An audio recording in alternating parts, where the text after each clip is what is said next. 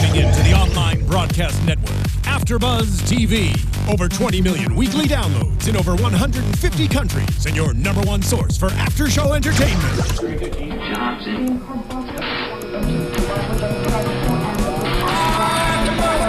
AFTERBUZZ TV, the destination for TV superfans, producing after-shows for over 300 of your favorite TV shows, interviewing celebrities and showrunners, and bringing you behind-the-scenes exclusives. All thanks to E! Entertainment's Maria Menounos, producer Kevin Undergaro, and internet leader Akamai. Now, let the buzz begin! It's to soul. To a woman so heartless.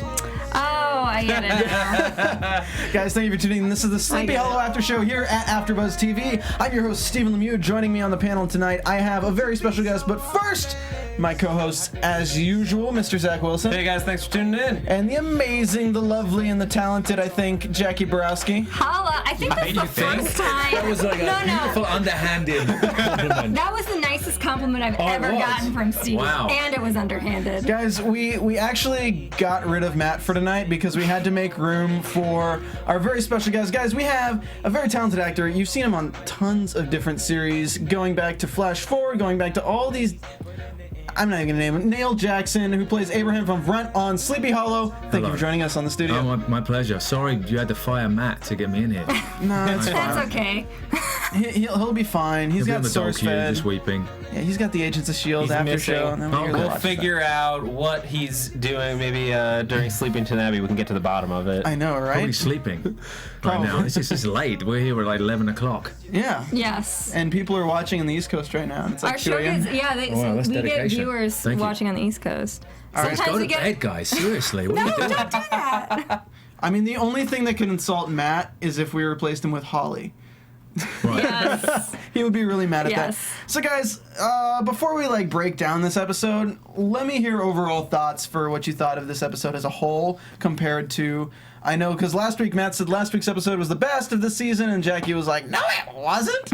And The I was best like, was the Weeping Lady episode to me. "I love the The Weeping Weeping Lady." Lady, yeah, that was my favorite that won this season. That was incredible. Yeah. I thought it was great. What did you think of this episode, though? I enjoyed it. It's a Monster of the Week story. And for that, I thought it was great. I'm looking forward to when it starts to drive. We start to drive the story forward more. So we did get one huge leap forward at the end. The end did drive it very far forward. Jacque, what did you think? I think I'm right where Zach is, and I just wanted to take a minute to talk about the there's a hashtag going around on Twitter called hashtag Abby Mills deserves better, and it's not a shipper hashtag, which a lot of people mistakenly think it is, but it's actually the fact that a lot of people tuned in just to see Nicole Beharie on this show because she had a huge fan base already, and they feel like her character is being sidelined as it is right now.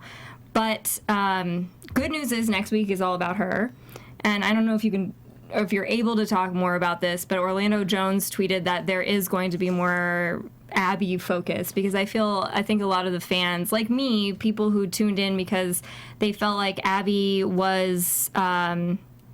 Every show has kind of a person who you identify with as the narrator.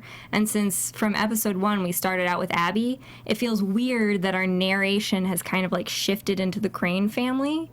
And it feels bizarre that we're not getting more of Abby's viewpoint. Well, because it started with a little girl wandering through the woods and finding the 4 trees, and then her relationship building from, you discover her sister, and then you find out about her mom, and then you find out about you have Corbin passing away and how that builds her character. But this season we haven't really had much in the direction of bringing her past forward to how it affects how she's reacting now. So, I don't know. She was asking if you can speak to anything coming up. Well, I mean, on that, I don't think that there's been much of the... I mean, they've changed the formula a lot since last season. I mean, last season there was a lot of flashbacks showing about who Ichabod was and a lot of stuff that happened before he ended up being transported 250 years into the future. And there hasn't been a great deal of flashbacks, which I know the fans really miss and have been looking forward to. So as much as they haven't kind of developed, as you said, Abby's character as much and brought her perspective through, there's been not as much of Ichabod's perspective of who he was before. Yes. I think so. I think they're two elements that I know towards the end of this season they do redress that a lot, and they start showing quite a few more flashbacks as we go into 10 and 11, and then there's some cool stuff that happens with Abigail's character as well. That's cool. I'm That's looking awesome. forward to I'm glad that. to hear that. And on that note, I do actually kind of agree that that's kind of that is useful, because if you do think of it in terms of building different characters, you're right in that Abby was built out a lot last season. So now we have this season, and we're building out Ichabod's past and his relationship with Katrina a lot more, albeit they're not writing Katrina how a lot of the fans would have preferred it, as a strong female character, but that develops as well. It's been really interesting. Like talking to Katia Winter, who's playing Katrina. I mean, she was in purgatory all last season, both as an actress and as a character. And as a character. Because basically, all she was brought in was to be this figure in the smoky glass saying Ichabod. She didn't really have a lot to do last year, and she said, as an actress, she was just sitting in a hotel room, as she said it, doing angels on the carpet, counting the ceiling tiles, because she was just bored. And now they're starting to bring it in, but because she's been in purgatory, the sort that they've done is that she doesn't have her full magical powers, and so we saw a glimpse of it in The Weeping Lady, where she got out and she kind of fired this light bolt at Heartless, and slowly she's starting to develop her powers, and we start to see them happen more towards the end of the season as well. Which is going to be fun to watch. I think that actually the scene that happened in the last episode, where she's trying to do like a locator spell, and then she's trying to destroy. She does the locator spell, and then she tries to destroy this heart, and then Abby steps in and finishes the spell. We've actually had some fans suggest that maybe Abby is a witch as well. Right. And we've had, watching this episode, I thought that was pretty solidified. The fact that she can just say the words and magic happens. Yeah, I'm amazed at these people who can just read old Aramaic or whatever, right? To be Latin, just straight off. I've trouble just reading out loud if it's from a cereal box. SATs these days. Yeah, I know, it's tough. So suddenly they can wheel off these monosyllabic words and the polysyllabic words and everything else like that, and they just do it with ease. Bruce Campbell couldn't even say Klaatu Ferrata Nikto. I know, what an idiot. I guess the question with Abby in that scene, like whether she's a witch or not, do you have to be a witch to read an incantation? She's not casting a spell per se. She's just reading an incantation. Is there a difference? I mean, they did bring together the Frankenstein monster. Her and Ichabod were able to bring him together. So maybe we're to assume through them being in this library, they've slowly learned the language enough to be able to read it. Because I don't imagine that it's written phonetically in English on the page. No, really helpful. I don't imagine that she could see those symbols above the grave in the graveyard and be like, oh, that's a protection spell because I can read that. Here it says this. No, I don't think it's like that. But speaking since we can't exactly get Katya in studio, I just wanted to ask you, could you speak to her in a way that, how does she view her character? Do you think that, is she enjoying how the character is playing out? Yeah, she's loving it. I mean, she's loving it now, the way the character's developed. I mean, not to speak for her, but I know that, she did feel like she was in purgatory in both senses, season one, and now they're really starting to develop it. And the fun thing is, William Wiseman, obviously, with his background of stuff, they're starting to bring in this sort of cool femme fatale character. Her costume changes radically over the next 2 or 3 episodes as they're slowly updating her from the long flowing dresses and the big bodices and everything else like that into kind of this underworld badass action girl, and she starts to get more. So she's getting some great stuff in this, so she's really happy. Well, we saw the first part of it in this episode. They open with Ichabod and Katrina on the bed watching basically Bachelor meets Burning Love. Just and we don't know what they're talking about really, because they're just talking to each other. But actually, I think what they say, and what's interesting to me is they've this season they've had these great teaser scenes where they have something funny going on, but something poignant at the same time. So, and I think that's why we love this show, because it does funny mixed with poignant. And I noticed that Ichabod says love is a commitment, it's a sacrifice, and she says love is a gift, it shouldn't be a sacrifice. And so you're wondering their viewpoints, because they start to talk about how you evolve as a person in this episode. So their viewpoints on certain things you see are a little bit different. And And I think that speaks to their character. You're like looking at this, and she's like, you're like, well, maybe this is how she feels about baby Moloch, or maybe this is how she feels about Henry, that love is just a gift and you should just love, you know, just be open to love. Or maybe it's how she feels about Abraham. Because they're still playing this up, even with your character, with her actually having feelings, because even though we have the scenes where she hates you, we also have the scenes where she finds a genuine human being behind like you the gave headless. her tea. I gave her tea. Gave her tea. Yeah, I know. And I nursed her. That's British for marriage, if I do remember. That's basically it. Yeah, yeah. If she gets to dunk a biscuit, then we're taking it to a whole new level. Heard it here first. No, I do want to say really quick though, guys, because we had so many comments in our YouTube hating us for it. Yes, Sleepy Hollow has 18 episodes this season. I know. 13 We're episodes. sorry. We're sorry, we got it wrong. We had a lot of hate mail from that. But also, people should be really happy they suddenly just got 5 more episodes. Yeah. They didn't know that. Exactly. Yeah, we had no idea. We're like, oh yeah, we just got like to the Christmas break. Like, no. No, wait. It goes in the new year. Are we getting a hiatus between now? There is going to be a hiatus. Yeah, there's a little hiatus. I don't know how long that'll last for. Okay, so but I think episode 12 is Christmas is the end of that break, and then there's going to be a little hiatus before they pick back up again. I don't know how long it'll be. Okay, so probably February is usually when they pick back up for like Blacklist and things like that. So Okay. maybe we'll get sick. Let The Blacklist last. do it. So we'll just follow suit. All right. All right. So Are you guys hot in here? Is there any way we can a little bit. Nando, It's a tell. little warm. I'm going to take my jacket off. That's what I'm going to do. Oh, I was trying to help you because you were in the jacket, but I guess you could do that too. This was secretly guys. I what. think this is fantastic. The fans Secretly on what Jackie YouTube wanted. are not complaining. That's I'll send a text and make sure it happens. We'll get the air on in here, but Thank you. Okay, so we're introduced to Henry holding a heart over a jar.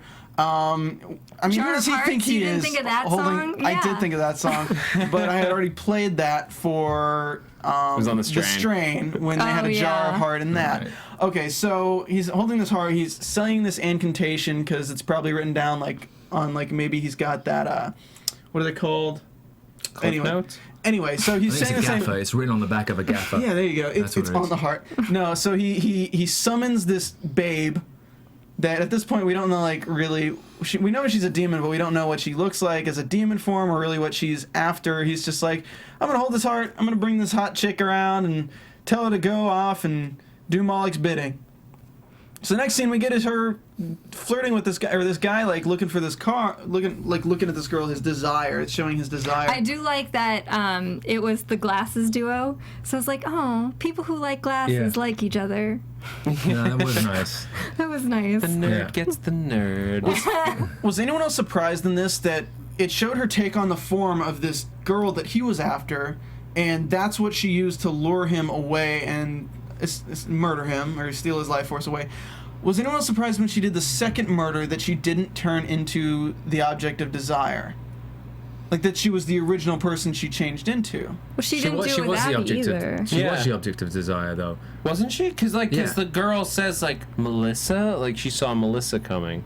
Yeah. So she changed to look like her costume wise and the way she did her hair and everything like that. So that she became the object of that girl's desire because her desire was the girl, not the guy. I know, but it didn't change into the person like it did for the first one. I think the idea is supposed to be that she did change. Maybe we didn't see it because they were just like Oh, the illusion shooting kind of style. thing? Yeah, like Yeah. but like Okay. the girl saw Melissa, even if that wasn't like what we saw the whole time. But then Holly would have seen Abby, is what I'm saying. Yeah. I Unless mean, she was all he dressed really, like Abby. unless all he really desired was to get some that night. You know. Right. No one Nah. knows with Holly. I was getting some from demons long before it was cool to get some from demons. Oh my gosh. Not today. Every day.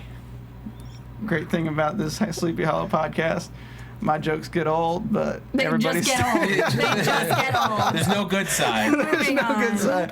Okay, so moving on. So with this whole storyline, the interesting thing about this show is some episodes are very jump back and forth, and some are just very like timeline. Where Sequential, yeah. yeah. So this one was a very sequential episode where it's kind of hard to like break down character development when it was very creature of the week.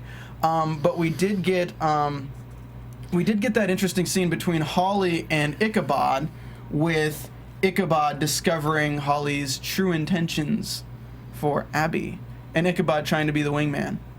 I thought that was. Do you think wingman? I thought he was like playing the dad. Yeah, I thought it was more like him being the dad. Like, what are your intentions towards her? Well, I mean, when he's speaking to Abby, wingman, when he's speaking to Abby, it's like, so if there's ever a social interaction between you and this Holly fellow, I just think it might be something I can approve of. What are you thinking? How's Steve's British accent? That was lovely. How is I it? thought I was back home then. That was incredible. Oh, just wait, it's gonna get a lot worse later. Thank you. Appreciate it, guys. I love the way that they play with jealousy a lot with this one, because I mean, obviously there are people out there who want Ichabod to get with Abby, and I'm one of them. Yeah, and they kind of tease that in the writing, and they tease that in the performance a little bit, and they were playing with the jealousy a lot between, obviously, Katrina suddenly being the third wheel in that, and playing around with who was the third wheel in that relationship, and then the same with Hawley coming in and who was the third wheel in that relationship. So I love the fact they were playing around with that.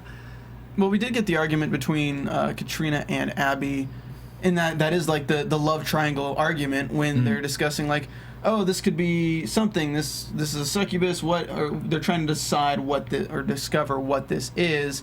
Can you guys speak to this scene? It's not as fresh in my mind as it would be for you, Jackie. I mean, basically, what she does is they're in the graveyard, and she's trying to tell Katrina that A, she's being condescending towards her, and then B, that they I'm sorry, I was put on the spot. Thank you for turning on the AC. That oh my god. Well, they're arguing I about. can't like, believe this. I am a professional, I swear. they're arguing about just like everything that's going on, and like but the subtext of the situation is that Katrina's not sure what Abby's intentions are. And here. They're having this continual fight where Katrina's like, oh, Henry can be changed and he's a good guy, and Abby's like, no, he's the horseman of death. He is evil. Well, I'm sorry, but I'm a witness, so I'm going to have to take him down, is kind of her whole thing. And it's like, but it's my son. Yeah. Well, I like the thing that they did in this one as well, was, of course, she's got the mother's perspective, and Abby's relationship with her mum is so frayed. Yes. So she doesn't kind of feel that motherly love. And Abby hasn't been a mom either. No, she hasn't been a mom, and she's been single-focused, and she hasn't really had that love in her life, so she's kind of less emotionally connected to things, it would seem. And she's cut that side of her brain off. She's going to be a witness. She's going to forego pleasure and all that kind of stuff. And what's really interesting that I want to see them play with is the fact that Katrina she's on Team Good, but she has such a strong connection to Team Bad that there are a lot of people shipping Headless and Katrina. It's #HeadTrina. Right. And I thought that was cute because they do have kind of like I they're prefer playing. Apocatrina. A little bit of magic in there. You heard what he prefers. Okay. I feel like That's a pun jar. Yeah, there's We can put a 50 pun cents jar in the in jar. We have a pun jar on this Oh, show. you have a pun jar? So It gets really bad. Every time we say man, I pun or should've bought We're a lot of money. paying people literally to watch us.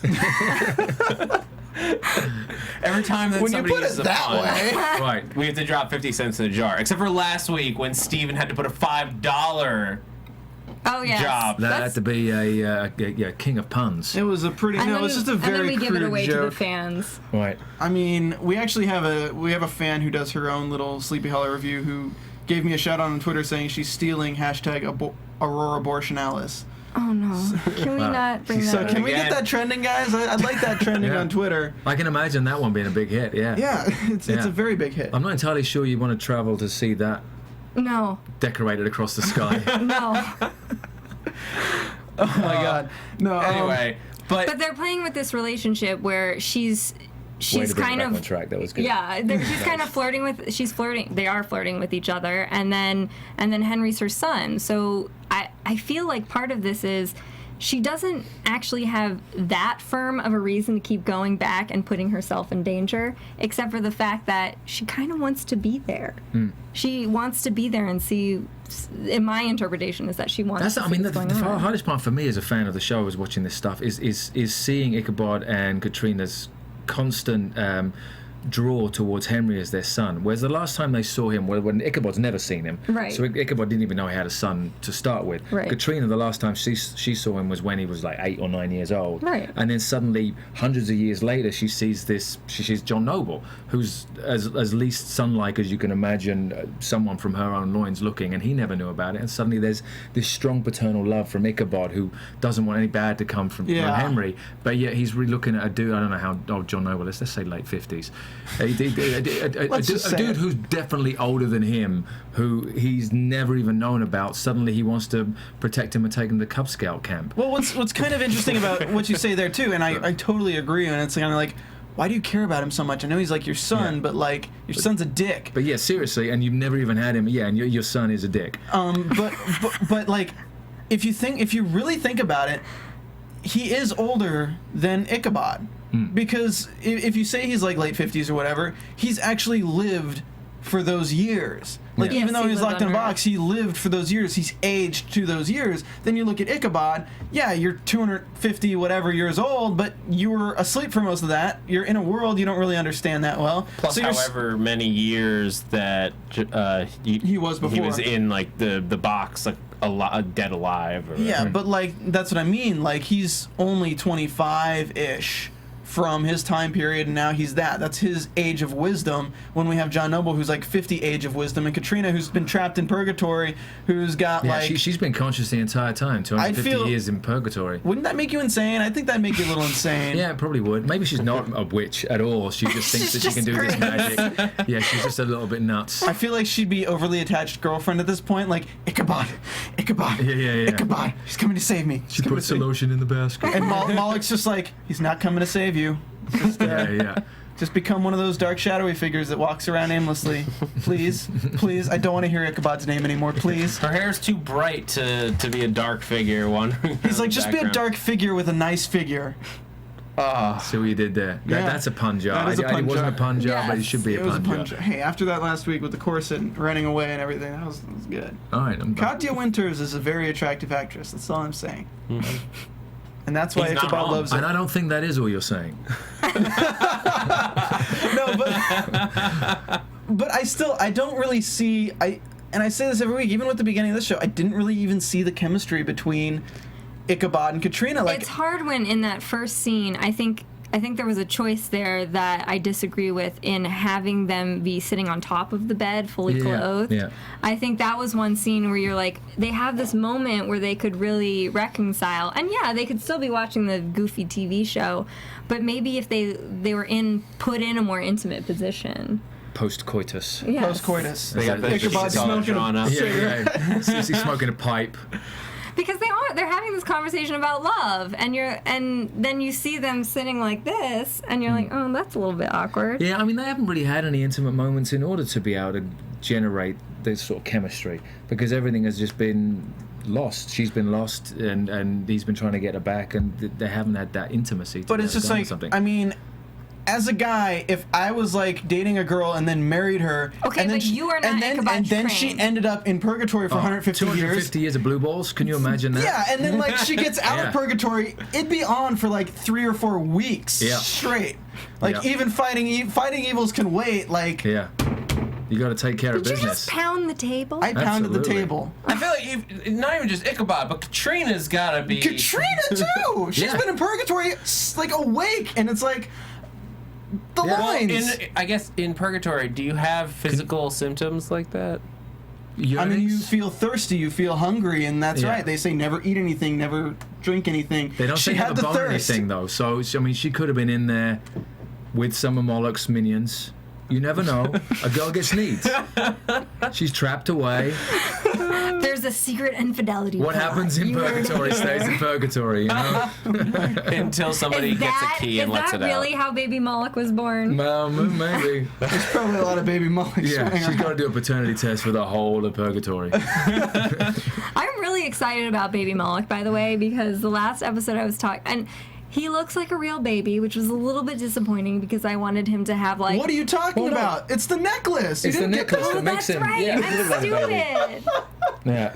He knows because he made the necklace. So, No, Henry Parrish made the necklace, didn't he? No, the Paris was made, and then my character enchanted it. Okay, so you put the enchantment on it. I put the Okay, so enchantment we're on not it. to expect really So anything does malicious that mean there. Headless is a witch? I mean, I don't know. I mean, you're kind of like a horseman. I think. think you can kind of do more stuff. Yeah, I kind of see Headless as a blunt instrument. The idea of him sitting there just with a necklace and just putting this pretty...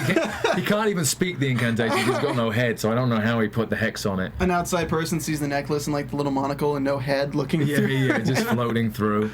Well, that's what I said before. I want to see a DVD extra with alternate versions of every scene that you're in, but with no head. Right. And Katrina's just talking to air. Yeah.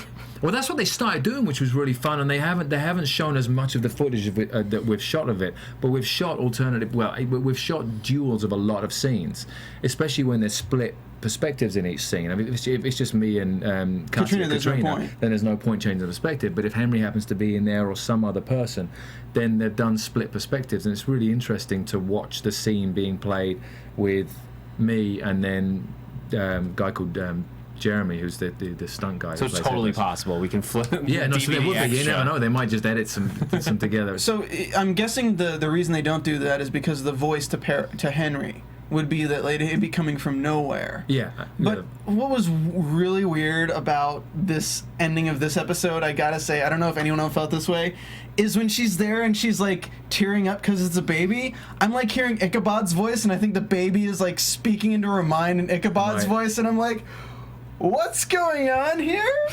Is Ichabod? I was expecting like the baby to be like a mini Ichabod in the crib. Like, what is happening right now? For me, I'm looking at her reaction at that moment, and if it is, depending on what like your origin is, if it is like part her, after talking about like if she is has a effectively connection. She has a connection, yeah. effectively the mother, then she's gonna think of this baby version of Moloch, much the way she thinks of Henry as like a thing that deserves her love and needs to be protected and cared for. So now she's protecting and caring for Moloch.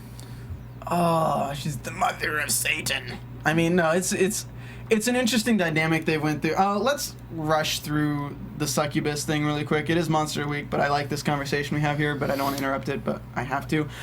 Before I do, let's go ahead and do iTunes. Guys, you know you can help us out. You can help us out by going to iTunes, giving us 5 stars, and rating and commenting. If you leave a comment, we will give you a cool little rating here, or a cool little shout-out on our show. We'll rate your rating. Let's rate the ratings.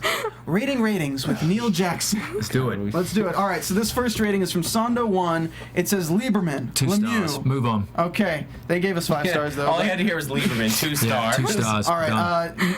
Never Miss a Show by Jessica6343. This is a great podcast. They're one of my favorite groups on AfterBuzz. They give awesome theories, insightful discussion, and it's fun to listen to. Hopefully the writers are listening.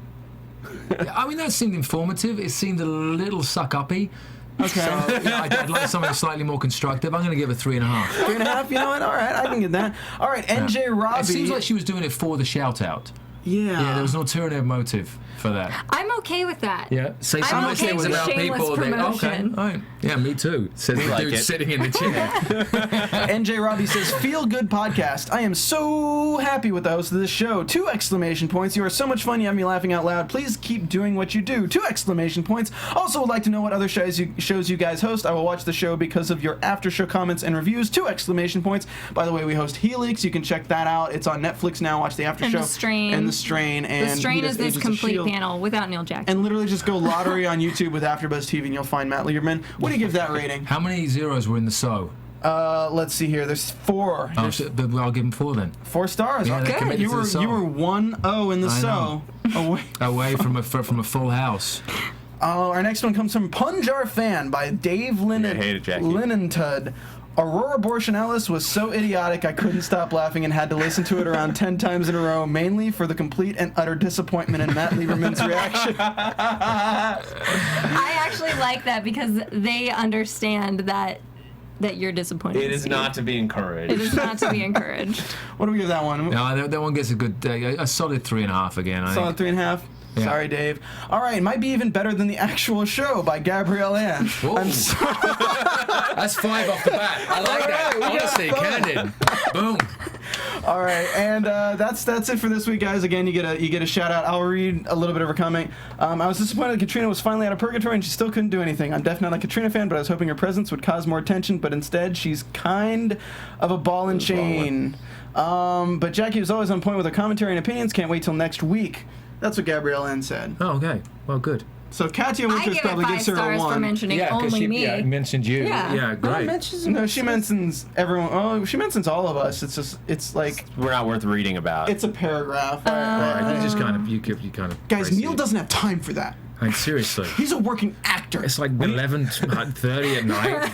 We don't have time to stall and just talk about nonsense here at AfterBuzz. No, this is all on topic. That's not what our professional. hour is Seriously. every week. All right, so the succubus, she takes a second victim outside the diner, sucks her up good, and then I do like that there was an LGBT character now. Yeah. Yeah. LGBT. Well, I think there was a lot of people that were worried that the succubus storyline could have delved into some really misogynistic storylines female. and everything. But I didn't think at all I that's didn't what think it was it did. because they made it not about sexual desire specifically, but just about desire as a whole. Yeah. So what happens if we combine a succubus with that coin that makes you reveal all your desires? Explosions. Well, I think she can already I see know, your I desires. was So. just hoping I for... also think that the actress played it in such a way that it wasn't so much as sexual It was as psychological. it was psychological and kind of frightening. Like the way she played it with her eyes, it was scary more than it was oh, that's so sexy. You know what it More felt like? oh. It felt like I can't remember the name of the movie, but it's a guy who convinces people to commit suicide. It felt like that kind of talk where they get inside your mind, they talk to you about all the things that are happening, and kind of persuade you and you But really that's the kind way of it want reacted. I mean, watching the people react to her in the parking lot when she was talking to them, there wasn't lust. They weren't suddenly fawning over No, her. they They were were kind of hypnotized scared, by the fact yeah. that she was talking to them and stroking their face. So She knows exactly what's on their mind, what they're thinking. Even with Ichabod, when she comes face to face with Ichabod, she's kind of picking him apart. she I can know, get into his soul. She knows. I can see that. I can see there's doubt. I can see that you're moving on with your world when she's left behind in the other world, and blah blah blah. It's but we can just make that all go away. I just have to suck some cloud out of you for a second. And I like that there was a clear link. There was a very clear link of this to Henry, to Moloch. You saw after every shot of her sucking the people out in the car in the parking lot, then they cut to her giving the energy into the Right. bottle for Henry. And I mean, The pun jar, Henry's pun jar. Henry's pun jar. Yeah. Yes. So for every pun we make, we get to pour more souls on baby Moloch. From now on, for every pun that Steven makes, a bit of his soul goes into the pun jar. They hotboxed Moloch with souls, the red cloud all over in the crib. If you walked in saw a cloud coming from a crib, I don't think I'd look at that baby. I think I'd probably leave the room fairly immediately. I want to see baby Moloch with baby Moloch horns and baby Moloch cloven hooves, kind of rattling in his cage and learning how to walk. I'm hoping we don't, and what I'm really hoping they do with this is do the because the pregnancy was the super fast pregnancy. Yes. Yep. 9 months and 12 hours. I'm hoping that he's only a baby for a very short period of time. We have him growing up into something fairly soon, next episode maybe being the size of a 6-year-old. Moloch. Because I hate you guys, Mom and Dad. That's what you you're never let me have supposed any to do. souls. I want the ISO 6, Mom. No, I feel like showing Did you say ISOL 6? I did. I feel like showing Demon Infant is a little bit too dumb at this point. Adult Moloch 2.0 is pretty cool. Really? Corey, the guy that does all of the makeup and the creature makeup, did an incredible job with Adult Moloch, and That's I think awesome. we see him in 12. 12. Yeah. Okay. I'm So excited. to give an idea of how he grows. So baby now in 8 and 12 he's an adult. Okay, that's kind of the scale that I would like Yeah. then, because we're at episode 8, so that's 4 episodes to kind of get stages of Moloch of where his Yeah. power level is at, and it's not quite over 9,000, but it's getting there. Dragon Ball Z reference. But what's super cool about it, it's just if you watch the first episode of Z Nation, it's just the whole thing with the baby. It's just so it kind of kills the show if you have a villain Yeah, have that's you a seen baby. No. I know he's seen it. I host you the have? Z Nation show. Okay. Yeah. I That's just, why I'm I tuning just out. felt blank looks from this side of the table. I was tuning out. I was going to a doing happy show space tunes in my in your head. mind. Yeah, I was doing show Yeah. tunes. Babies Good call. are tough villains because there's very rarely. Are tough That's awesome. villains. Yeah. But because they're. I would love to see classic movies now done with like babies.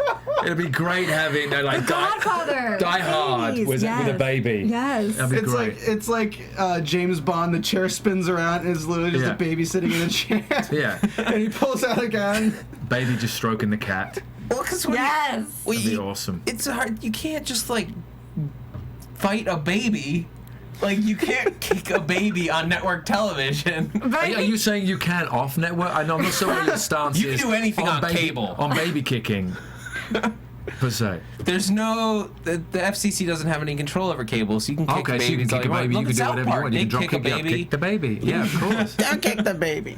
Yeah. See? Game of Right. Thrones mass killed babies like a season or two ago. There I we mean, go. like, what are you gonna do? It happens. But I mean, I think So there's a lot of though- work for baby actors right now, is what you're saying. There's some great stuff for them. There's some great stuff. Yeah. Except there's high liability Yeah. when you're doing baby kicking. You may on not set. make it through the end of the episode. It just has a disclaimer at the end of the show. It's like, no babies were harmed in this. Baby kicking, possible. or no, babies are tough villains, is what it'll say. Yeah.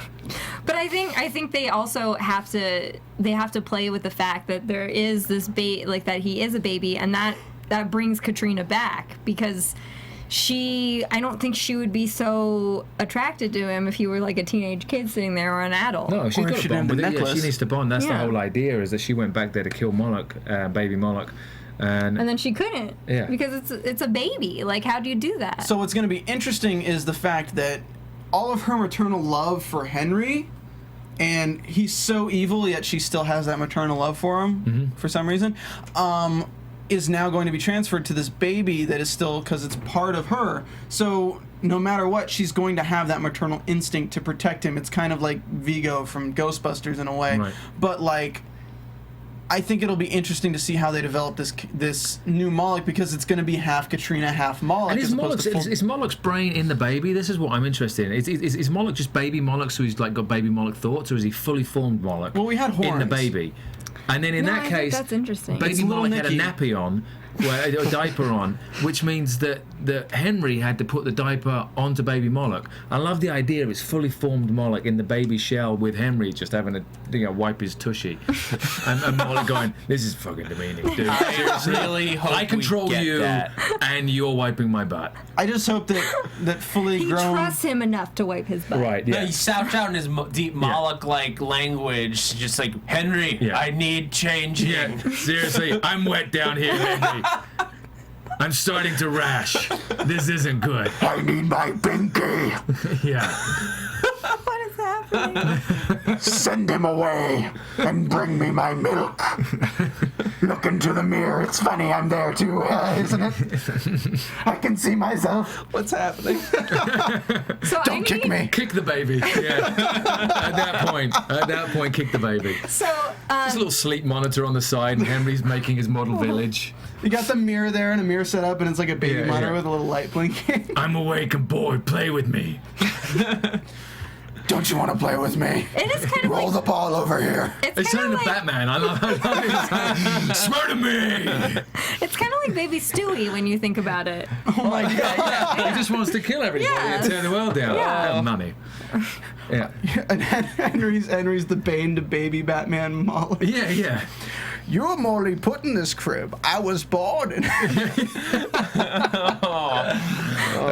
This is my manor. Sorry. Okay. That was actually a really good That was Bane a good one. impression. I like Yeah. that. Better than my British accent. need to do this to complete it. That was pretty accurate. It's really difficult to understand. Just cover your mouth and have a really bad cold. All right, you're doing impressions. You got to do Michael Caine really quick. You've got to blow the bloody doors off. That sounds exactly like Michael Caine. pretty good. How did you know he does that? I mean, You he's just British. guessed He's 'cause he's British. British? Except, yeah, because we all do. Except when he's cried, it was the worst. And I love Michael Caine, and I can't imagine Michael Caine's watching. And if he does, I love you. But that scene in Dark Knight Rises when he's crying over Master Bruce's, wow. it was horrible in my opinion. Oh, Master Bruce. Oh, I don't know why I couldn't save you, Master Bruce. Fake tears, single fall. It was kind of like the weirdest scene to me because he was kind of phoning it in, Yeah. which was great. But it's supposed to be this big emotional crescendo. I don't know if I'll see you in the coffee shop in Italy. I don't know, Master Bruce. It was just weird. I just felt like I needed to get that out. At that point, he knew he was getting a paycheck. Yeah, he's like, He fuck was it. I got a done. trilogy under He was my like, belt, bitches. yeah. I'm going to be in every movie that he He's ever like, does how now. old now? I'm in Interstellar now. It doesn't matter. I know this is totally off know. topic, but Kevin Spacey did his impersonation of Michael Caine on Jimmy Fallon. Right. And if you haven't seen it, look it And up. we're it's just funny. like Jimmy Fallon. No, and right here. he says his impersonation was him being Michael Caine. And he says, "Well, what do you when I'm looking at a script, if I want to Yeah. do the movie, is I look at the first page and see if my character's on it. Then I look at the last page and see if my character's on it. And if they're on both pages, I do the fucking movie." Yeah. Meanwhile, in Sleepy Hollow. I know, right? I'm hearing that song in my dreams. The composer of that is incredible. I really, It's haunting. I mean, there's so many other shows that are from past seasons and this season. It's one of the things I miss with TV shows nowadays is they don't do an intro tune. You know, when we were kids, you'd have A-Team, you'd have all those cool shows Yes. that you just knew all of the tunes to. Yes. And now it seems to be like Lost. And that's the end of it. Or it's just something really crap that lasts about 3 seconds. So to have an actual tune that you hum that's really good. I was actually, like- this and the Hannibal intro are both very Oh, wow. haunting to me, and for kind of the same reasons. It's like you have this slow moving, like morphing imagery creep. with this like I creepy was talking music. about not you, the stuff. Mads Mikkelsen and Hannibal. It's a puts- great show. Yeah, he's good. Okay, we got to get back to Sleepy Back to Hollow. Sleepy Yeah. Hollow. I'm getting a call from Matt. He's saying get back on topic. I really liked the little drop of St. Valentine Yeah, that was Okay. good. in this Yes! episode. that. It was totally appropriate. The writers, I mean, talking to the writers a lot, as we obviously do, the fact that they'll create, and it's happened so many times where they'll create a story and then they'll look for factual stuff that supports the story from history, and they end up finding these incredible stories of real ghosts, like the Weeping Lady. There was a real ghost that was in Sleepy Hollow. You were around Sleepy Hollow. There was a real lady who was a weeping lady that was from Sleepy Hollow that just happened to support the story, and then they'll find all these little things. So I love that, where they just drop these little bombs in there. Well, I'm Yeah. sure that one of my favorite episodes of the series was the Sandman Right. with Rock and Ranteus, and Yeah. going back into, I'm sure they discovered it the same way, of the Native American of having a different name than just the Sandman. So I always kind of appreciated the show that they did that. So getting back to this episode with the succubus, she's trying to eat Holly, and Holly uses this like crystal that he pulls out, which Holly's actually becoming useful. He can add Yeah. tools that maybe now they're tested. It Except was Maelstrom Crystal. Yeah, that's what it Maelstrom. was. Maelstrom. Crystal. which Okay. going back Mail to order crystal. mail order crystal. Yeah. It Got it from promotes Maelstrom's. energy. Maelstrom's is a department store in Sleepy Hollow. That's where I got it from. It's like a Nordstrom's, but Yeah, it's it's Sleepy Hollow. Nordstrom's, but It's yeah, also in a Sleepy Hollow. ride they're not going to have anymore in Disney World. Not that Maelstrom? I'm bitter. Yeah. It was an awesome ride. It was in the Norway section of Epcot. Okay. Yes, we're on topic. Yes. So the Maelstrom crystal, it kind of what it reminded me of is when they called Katrina Hellfire Shard. So bringing in this like shards, crystals, things like that, we're actually getting tools to be used against evil, as opposed to till now it's been like, oh, there's a baddie, let's figure out like what we can use against him, as opposed to, oh, these are these tools that are used in other situations that we might be able to use on this. Yeah. And they first brought it with the Weeping Lady when they shot the arrow into her, Yeah. and it didn't do much. Yeah, the bullets with the dragon tears or whatever it was that were in there as well. The basilisk. We got basilisk tears with the Pied Piper. Yeah. Had some stuff in there. Yeah. So I'm liking that they're bringing more mythos into the weaponry, as opposed to just having everything be like, we have to put them in this circle, or we have to put these fires out. And Yeah. I mean, I also like that Holly actually has this stuff, not just like because he wants to make money. Like at first, But I he thought, knows how to use it. Yeah, at first I thought that he might be just like, he's like, people like these relics, so I found them and then I give them to them for tons of money, but you people are crazy. But no, he's fully in this world. Yeah. I was finding relics long before I was getting Okay. paid to find relics. No. What's interesting to me on that, though, is that you'd think that a guy that was treasure hunting and things like that. Like basically male Tomb Raider. I mean, in Tomb Raider, anywhere she goes, it's something. Which would be Indiana Jones. Yeah, it's some. I like this though. I like the feminist angle that Steve took. Male. Well, male Tomb Raider. You'd think that he would have run into something supernatural in his past before if he believes on all this stuff and he knows all this information. But he says that great line, which I loved in the, like 2 episodes back. No, the Pied Piper or whatever it was, where he says, just because you sell Christmas trees doesn't mean you believe in Santa Claus. Yes. That is true, but I just feel like that's been his perspective. He would have run into something. I don't think he has, though. But there's all this mythos with the Indian tribes knowing about these creatures, with all these people who know about these creatures. If he was really looking for these artifacts, just like Sheriff Corbin knew about all this supernatural stuff. He knew about the Hessians. He knew about the coming apocalypse. If Holly was as in tune with what was actually happening, I feel like he would have ran into something supernatural a long time ago. So I'm not saying that he hasn't. I'm saying that it would be interesting to get a flashback and get more information on his character and where he comes from, and maybe some of the things that makes him resistant to fight against these forces, makes him resistant to join their team in that kind of respect. Because he could have lost loved ones to something supernatural before as well, and I think that would be a good avenue to develop his character without having him just be, I'm the douchey guy who likes to sleep with Abby Mills. That's my goal. In this episode, I will say, I think that I think that they're trying to, because you originally just saw him as this tough guy who you assume just sleeps with tons of women, but he has this soft spot for Abby, and that in itself says something, because Abby is a person of character. And it's like, I don't think he would choose Abby as an object of his love if there wasn't something deeper inside of him. There's that trope of people who've been hurt not wanting people to get close to them. So that's kind of what I hope they're going for with his character, and that, like, he likes Abby, but it's like kind of going to be a new thing for him to actually attempt something. That's the sense that I get. I mean, like his wit and his standoffishness is a weapon. Yeah, it's a tough guy weapon. Yeah, it's his tough guy with shield. It's his armor. Because he's a broken little boy inside. Yeah. It'll be good once we get. This was the first step towards like him becoming a 3-dimensional character, and I think that once we get a little bit further, we have like 10 episodes left. now. Yeah, 10 episodes. I think there's plenty of time for him to become a fully fleshed out person that maybe we'll want to ship instead of being averse to it. Right. So I think we've covered the whole episode from a discussional standpoint. I mean, we don't need to go scene by scene for and I Creature really of the liked, Week. Just side note, I really liked the horns and the makeup they did for She the was cool. succubus. Yeah, they did a great pretty job sick. with that. And just how the red eyes, they didn't play it up too much. Yeah. Like like the red eyes weren't too much because it was just here and there. Every time you see her, it wasn't there. I want to talk about there's this guy who is on the show, and he managed to take some time to come to the studio and do the after show with us. Oh, great. His name's Jill Naxon. Oh, Yep. He sounds great. no, Yeah. Maybe it'd help if you did it in Hawley's voice. we got this guy, Jill Naxon. No, it doesn't help. It doesn't help. It doesn't help It doesn't anybody. help anything ever. All right, guys, we got Neil Jackson in studio. As of course, we've been talking to him all night with Abraham Van Brunt.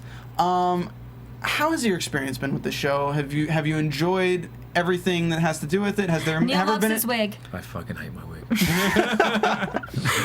I mean, how did you get involved with this in the first place? I got involved with it. The like, quick story, and I've told it several times. Thanks for doing your research. Is I worked with Mark Goffman on White Collar. I got asked to go in to do an episode of White Collar because it was a sword fighting scene. And my background's in fighting. And then when this came up, we just got a call and said there's one episode flashback.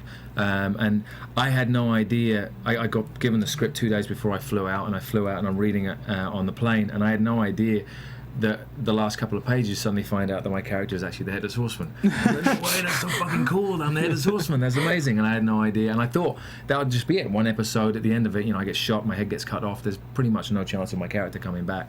And then they called me up in February and said, we've figured out a way. Do you want to come back for 4 episodes? Because I didn't think they really knew what they wanted to do with the character and how they wanted to play him out. And then they started to mine him a little bit, and there's some amazing stuff coming up which I'm really excited at. Like episodes 10, 11, 12, they really start to play into who Abraham is with some flashback stuff, but also finally get him to, he's got this anger and frustration obviously towards Ichabod and the world and everything, because he never wanted to be the Headless Horseman. He wanted to be this pompous rich guy who was swanning around with this beautiful fiancée, and everybody thought that he was amazing, and he was supporting Washington and his claims. And as he says in an episode, he was the hero of the story, not the villain. And then Ichabod came along, stole his fiancée. They had a fight, and everything went to batshit. So he's got all of this anger and frustration. Finally, they kind of get that out a little bit, where he gets to go after Ichabod, which is cool. But what's interesting about that is if he gets to go after Ichabod in a situation where they can't kill each other, it might actually have more understanding between the two characters. Yeah, I mean, it's a scene in 10, which I can't wait to see how it turned out, because we had a blast shooting it. It's the first time they see each other. The mythology of the necklace slowly gets expanded, so that more people are able to see Abraham as opposed to old Stumpy there. And then we get a scene where Abraham and Ichabod get to see each other and finally vent all the things. And because from their own perspectives, they're each other's worst enemy. Everything that went terrible happened because of Abraham and his jealousy, and him being the horseman of death and then headless horseman. And of course, from Abraham's perspective, it's exactly the opposite way. Ichabod is the reason for all things falling apart. So they have this angst and hatred, and we get to smash together physically and verbally, which is so much fun. And just to spend 3 days sparring physically and verbally with Tom was amazing. Just to be in the studio doing big fight scenes and having big moments where we're throwing out these revelations to the other person. From our perspective, you finally get to see how Abraham thinks of Ichabod and vice versa, which was really cool. So a lot of fans are wondering, because of the relationship we have with Moloch and Henry Parrish, with Henry Parrish and Orlando Jones. Yeah. And how we have the Horseman of War, which is Henry Parrish now, because Moloch just made him the Horseman of War. But then we have Orlando Jones, who signed something to become somewhat of a horseman. Somewhat of a horseman, we don't know. So what I'm wondering is if we'll find out the specifications for becoming a horseman, or if it's something that anyone can be one, it just has to be the right situation. Because I'm wondering if there's a possibility for Abraham giving up the power of being headless and we getting a new headless. Well, that's something they've started to explore a little bit, and I'm hoping that they're going to explore a little bit more. I haven't read the last few episodes, but I'm hoping they're going to explore more, is the fact that Abraham never wanted, as we just said, Abraham never wanted to be the horseman of death, and especially not headless horseman. The whole purpose was he was killed by the bullet from the Hessians, and the only way he could enact his revenge and the only way he could have some semblance of life was to end up being turned by Moloch and become the horseman of death. So all was a purpose towards vengeance. And if he had to choose, in my opinion, if he had to choose between his life with Katrina and staying with Moloch and following Moloch's plans, that was always a means to an end. He'd get rid of Moloch and he'd move over and be with Katrina. So he's only got one foot in Moloch's camp, whereas Henry has both feet firmly planted. I think that there's a chance for redemption. Okay. And I think what's interesting to me about this character as well is that aside from the artillery he carries, he's still, unlike the other people who have somewhat adapted to modern society, he just absolutely refuses unless it's a machine gun. So I think it's telling that he wants to kind of replicate his previous life. There's also life. not much you can really kind of modernize. You don't imagine him with an iPod. He can't listen to he can't listen, exactly. So he's not going to be sitting there watching things on a tablet. So yeah, there's not a lot of the modern things that he can do. But I love the fact that he's still holding on. I mean, some of the things I love about the show, but I love the fact that Abraham still very much clings to the old world and doesn't want to bring things forward. I mean, the dresses he bought for Katrina are still very classic, old, feminine dresses, and the way that he speaks to her and the idea of chivalry and honor, I think, are really important things. So, speaking to that a little bit, how you can't hear with headphones as the Headless Horseman. Yeah, terrible segue. Currently, your head is on Franklinstein, traveling around, doing God knows what, probably hitting up brothels and drinking lots of beer. Don't you dare say that about Franklinstein. Franklinstein is out being a masked vigilante, saving people in some faraway town. So one of the main plot points to drive it forward in the first season was when Headless gets its head back, that's the beginning of the apocalypse. So are they going to bring back this point of maybe Headless tries to track down Frankenstein, or maybe Frankenstein comes back and he gets his head back because... I feel like you're just digging him for spoilers. That's something they do. They start to look. I mean, it was interesting to me, the fact that, as you said, Frankenstein just runs off into the hills, and nobody went, wait a second, there's a fucking crazy monster that we've forgotten about, and he's now running off, and it's now been how many episodes, and he's off God knows where doing God knows what. So they do bring him back in. So they start to bring Frankenstein back in, at least in conversation. Well, that's good. There was an article somebody wrote that you guys sent me, I think. One of you sent me, about how they're just killing all their characters. And, like, you need to have characters that live, that the audience can like, that maybe you don't see for a few episodes, but when you bring them back, we're like, oh, hey. Hey, well, man, I really liked Frankenstein, and I'd like to see him He's still again. alive. He's still somewhere. Well, hey guys, Selfie got canceled, so John Cho is available. Yeah, he can come back. I hope he comes back. That'd be great. But it's interesting that we have just, like, potentially the key to the apocalypse, the Headless Horseman gets his head back, just running around on Frankenstein, probably flying kites and trying to get keys electrocuted and stuff. Yeah. I mean, I don't know. That was just one of the interesting points to me. What has been, like, one of the most memorable things to film for the show, or have we not seen it yet? Or aside from probably the scene with you and Tom Mison. Yeah, that one was incredibly memorable. I really enjoyed that one. There was a scene I loved, which we've actually shown a couple of episodes ago, where Abraham wanders in and he says that he won't wait forever. There's this whole scene where he's talking to Katrina, and he's saying to her that she'll want for nothing once she's his bride, but he will not wait forever. And it was one of the luxuries in TV.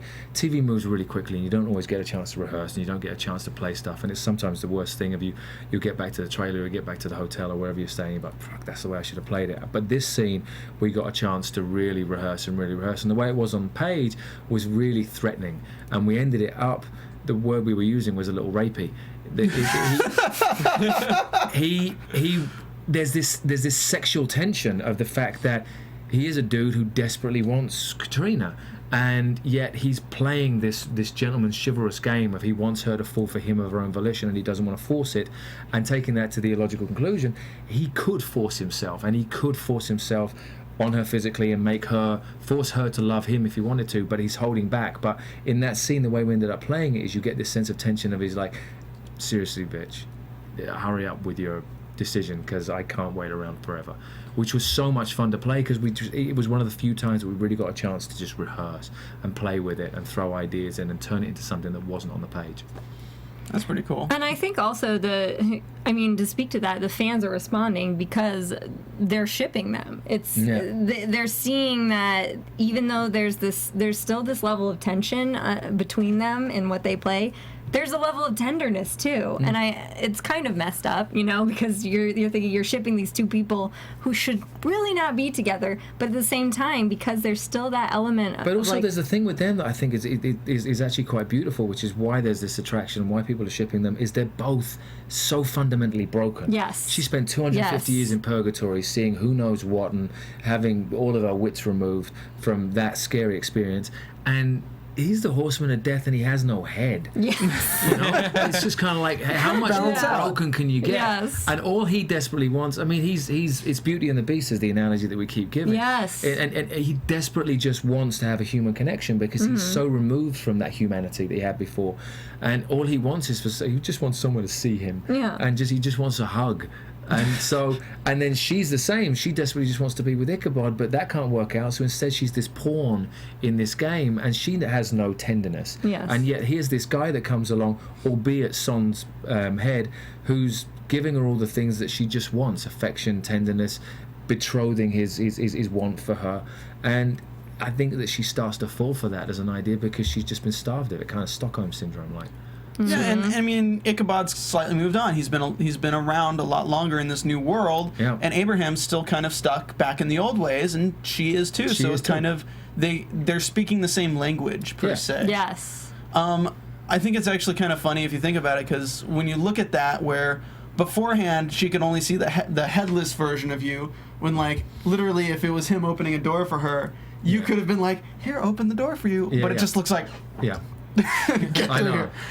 One of our favorite scenes is that scene where he's like preparing for the date, and you see him walking around headless, and then you see your face juxtaposed in there. Yeah. Do you guys film those scenes like simultaneously? Like you do a take of everything through? Yeah, and then we have does? Jeremy Owens, who's the 6'4" stunt dude who plays Headless, and then he does it. We'll talk through, and he matches my actions. But there was a thing that we put online, me and Katia, that. Because it's so absurd. I mean, there's several moments in this show where I'm midway through and I'm like, I'm a grown adult. And I'm playing a headless dude running around in a red coat. That's kind of cool. But because he's so staid and he's so serious constantly, we're laughing all the time, me and Katia, when we're doing the scenes. And same with John Noble, just because it's so absurd. You know, it's amazing when we're doing these very important voices and everything's incredibly serious. But when you break it down to the situation, it's kind of funny. And that's why we ended up doing this little beatbox scene that we put online, which was I saw that actually. Which was just this really absurd moment of we kept talking about what is life with Katrina and Headless like when the camera stopped rolling. Is she sitting there doing his curls in his hair, or they're both trying to figure out Wi-Fi together, or they're playing Angry Birds or something like that. And just what is this absurd life when the cameras stop? So that just kind of keeps us entertained in the moments between. And where can they find that video? Oh, and you can look it on YouTube. But yeah, I think you can go to my YouTube channel, or which is Neil Jackson Music. Or yeah, you can find it online. If you put in Headless beatbox, I'm sure you'd find it. I found it through an article, so that's Right. the only reason I was asking. So you're an established actor. You're doing Sleepy Hollow currently. Do you have any projects coming up that you'd like to promote? No. This has taken up everything. I mean, aside from that, I write and play music. I've got my second album that we're recording, and the first single of the album is going to come out end of this month. End of this Nice. month. What's that called, and where can people It's find called it? Taking Us Back, and it'll be on iTunes and Amazon and everywhere. All right, cool. Awesome. So we're gonna do this little skit thing really quickly. Talk to you about it a little bit before the show. Oh, you explained it to it? You Yeah, I explained told it? him a little Okay. bit. Like when I need to warm up a little bit or something. He said scandalous before I even said scandalous. "Oh my God, my." Well, he's British, so he doesn't he doesn't have to fake a terrible accent. So we can cue up that theme. All right, Nando, throw on some Downton Abbey. Drop that track.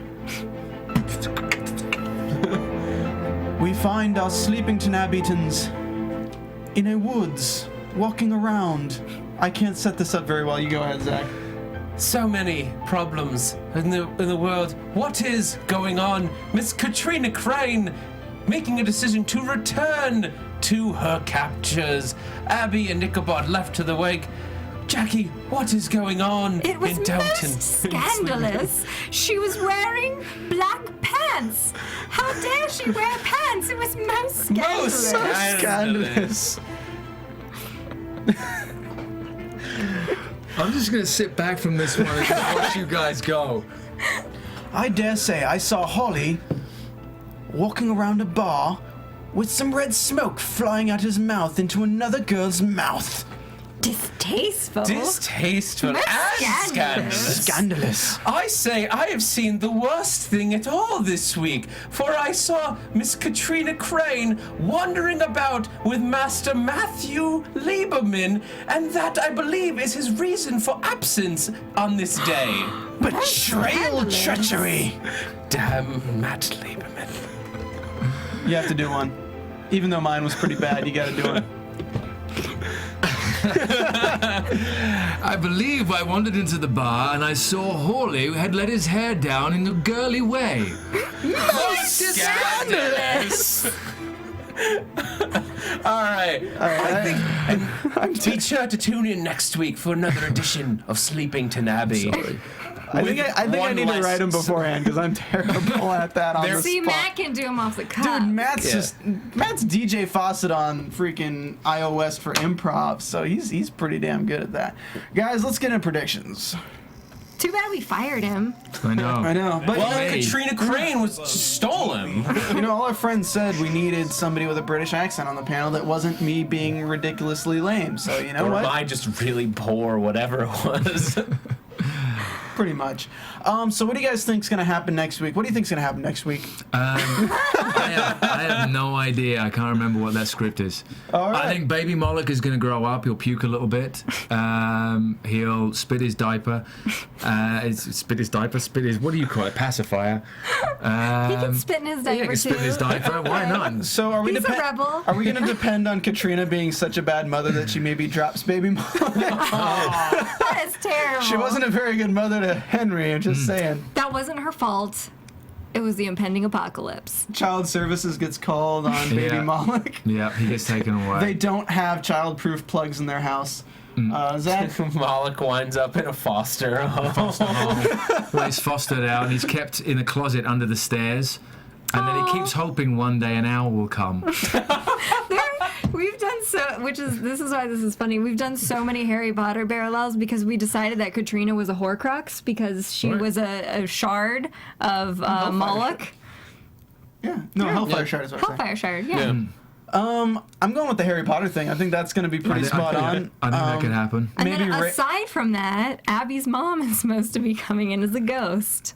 Really? Ooh. Yeah. I didn't read hadn't that. heard that. It's yeah. in the previews. I didn't see them. When you I love the fact that I'm I surprised watched by on- that as well. Wow. I watched on Hulu, so I missed the The bits of the script I didn't read. That makes me think we're going to get Reyes back next week with Abby questioning Reyes is what her mom meant to Oh, I her. wonder if her we mom's have at gonna least haunt Jenny Reyes. back. Yeah. Well, she haunts Jenny and Abby. So I think we'll get Jenny seeing Holly's affections for Abby next week. And maybe a Holly-Abby date. most scandalous. Super scandalous. So scandalous, I don't think it's going to happen this soon. So, guys, go ahead and be sure to check out Neil's new song coming out at the end of this month. I have a bad memory. What was it called again? Taking us back. Taking Us Back. Again, Taking I us did back to your memory. I did my research. I'm sorry. I failed you for the last time. Guys, thank you so much for tuning in. This has been the Sleepy Hollow After Show for Season 2, Episode 8, entitled Heartless. Jackie, where can people find you? I'm at 123Jackie_B on Twitter, at 123JackieB, all one word on Instagram, and my name is spelled JACQUE. All right. Zach. You guys can catch me on Twitter at @ZachWilson, THATZACHWILSON, and a ton of other shows here at AfterBuzz: Grimm, Z Nation, Resurrection, Agents of S.H.I.E.L.D., a bunch of others. Thank you guys for tuning in. And where can we find you, Neil? The Neil Jackson, NEIL. And Across the Instagram, board. Twitter, everywhere? Across the board. All right. Well, I want to See, thank you that's so much smart. for... That's good branding. Unlike me. Yeah, 123 Jackie_B JAC. 123 Jackie B was taken on Twitter, and I was like, excuse Wah, me. wah. Thank you so much for coming my in, pleasure. It was fun. spending Thank time you. with us and joking around with us, talking about kicking babies and all sorts of stuff. We'll have the press release out tomorrow. I had to sign something here, some sort of waiver. Right. We may or may not be back next week, guys.